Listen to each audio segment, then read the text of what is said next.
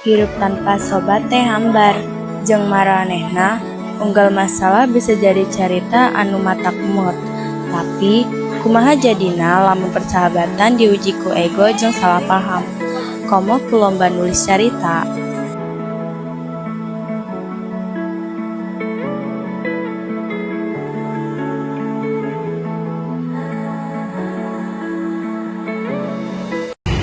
Hayu orang nulis carita anu saru, mun menang lomba nulis, hadiahna bisa jalan-jalan bareng.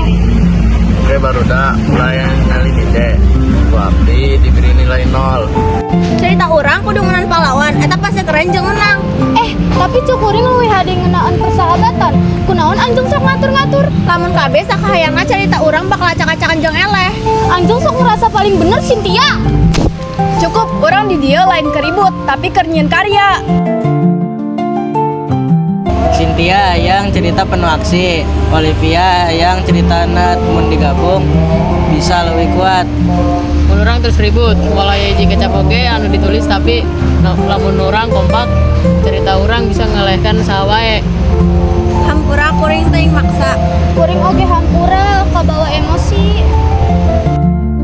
Drama dulu. Saya oke. Ayo orang dan yang melakukan ini orang. Leres, carita orang pasti jadi keren. Komo lamun ditulis, anu ku hate.